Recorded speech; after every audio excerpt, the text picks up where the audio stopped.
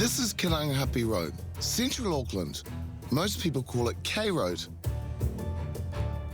My name is Six. For many years, K Road was my home. I was homeless. Now I publish the K Road Chronicle, a newspaper that gives street people their own voice.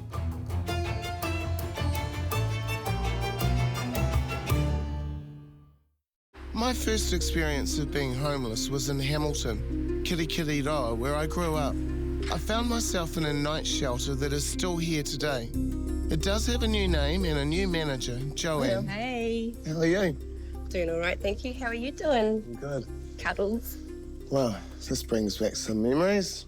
Probably when you stayed here, it was a space where you got kicked out in the morning, eh? We got kicked out in the morning and we were allowed to come back in the evening. There's 3 people in here, but now it's 1 person per room. Yeah, that's right. I mean, it made a huge difference to be able to provide accommodation in a space where they have their own secure space. Yeah. Well, this hasn't changed much. Brilliant work, man. I have a copy of my paper. It's the one I do in Auckland. I stayed here years ago. Yeah, no, I've seen some of your videos. Cheers, man. Cool. Yeah, this is much the same as it was, but I like the fact that you can just make yourself a tea or a coffee.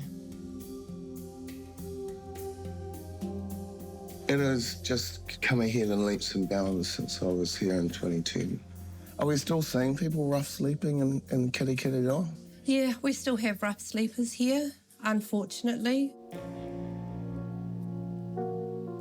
You sometimes have to turn people away. We just don't have the space. I was talking to a gentleman yesterday who's been frequenting our site on a daily basis as a visitor, who swings up a hammock to sleep in. And now he's starting to notice that, yeah, it's pretty damp in Hamilton. And that's cold to the bone cold. Yeah. You know, I do see people and I talk to people on the street and it's like sometimes they've just given up. You know, it's really sad and it's demoralising, and you know, you're having such a positive influence on the people whose lives you're touching.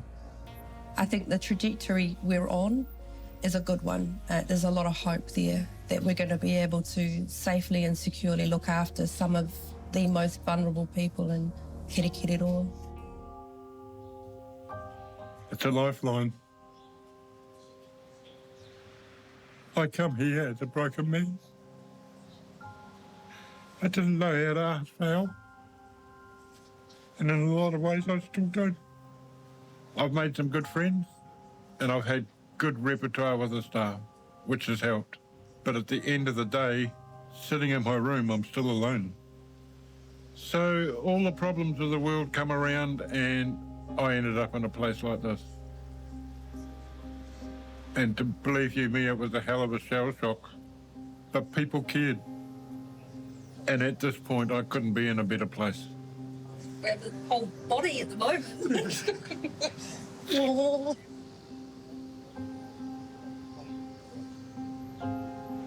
You okay?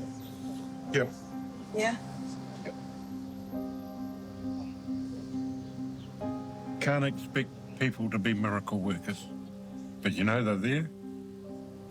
And you appreciate them. It's been a journey. It's been a hell of a journey. It's been a journey and a half, eh, dude? Sure has.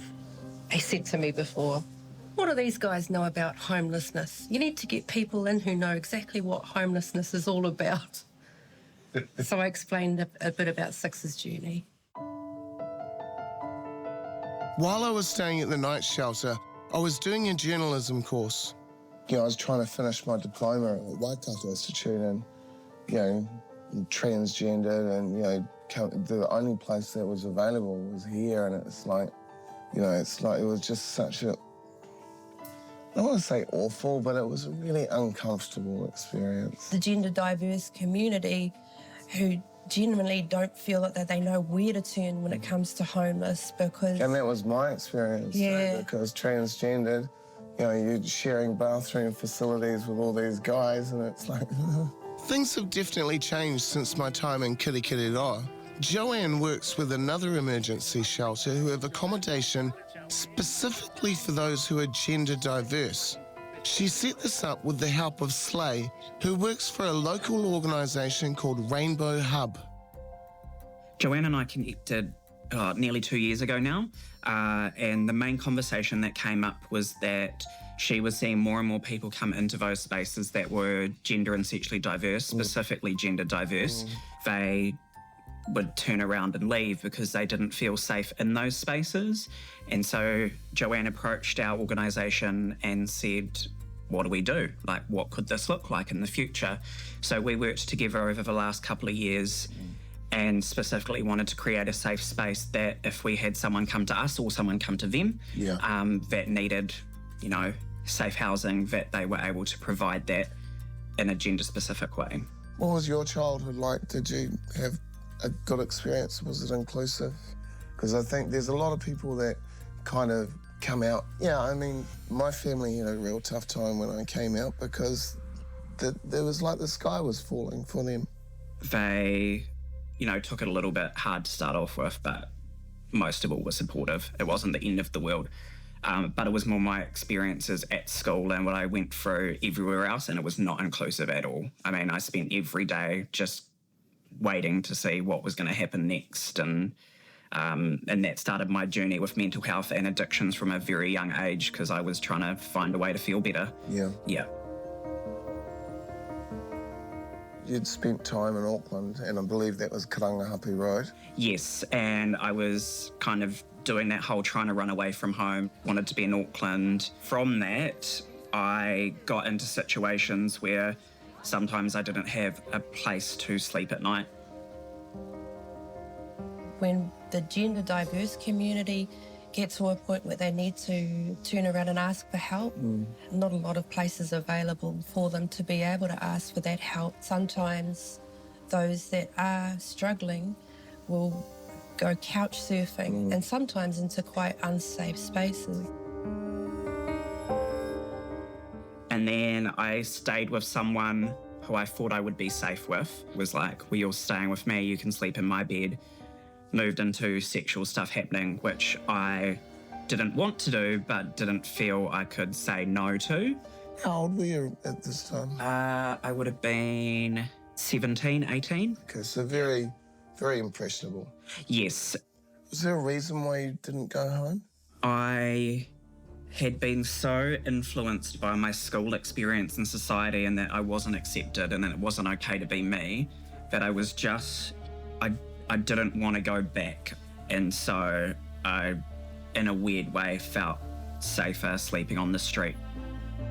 I got really caught up in using drugs and alcohol. So from that, I got into situations where sometimes I didn't have a place to sleep at night. And so I was doing sex work to try and pay for my addictions because I had a job, but once I got paid, all of that money went out the same day on the pokies and on drinks and on drugs. And it wasn't until working with Joanne that I actually realised that that was a form of homelessness. I was like, well, I've put myself in this situation. And I had people I could reach out to, but I was too ashamed to. So I was like, I'd rather sleep rough and get myself sorted than actually admit what I'm going through and tell anyone. Are people still being rejected by their families? Yeah, we see it happening a lot, specifically for very young people, whether that's coming out in regards to their sexuality or their gender, and their families basically saying, not in my home, see you later. It's hard to believe that a family can treat family like that. You know, something that you would think by now would be over, but it's still happening.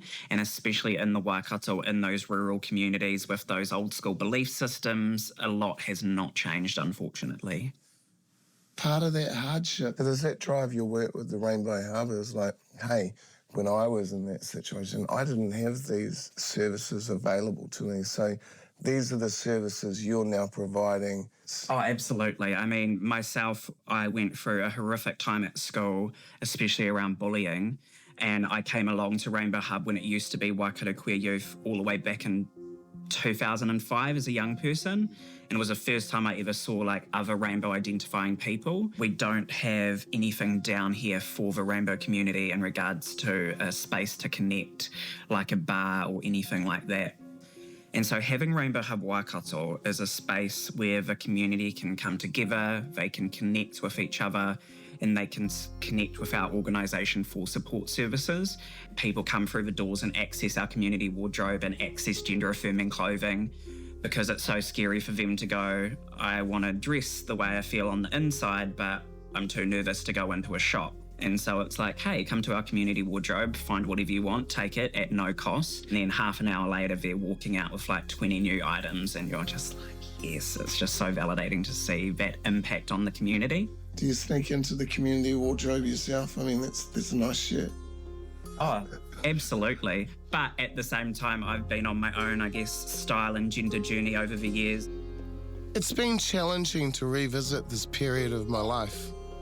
I think I have more to discover. It's time to go home.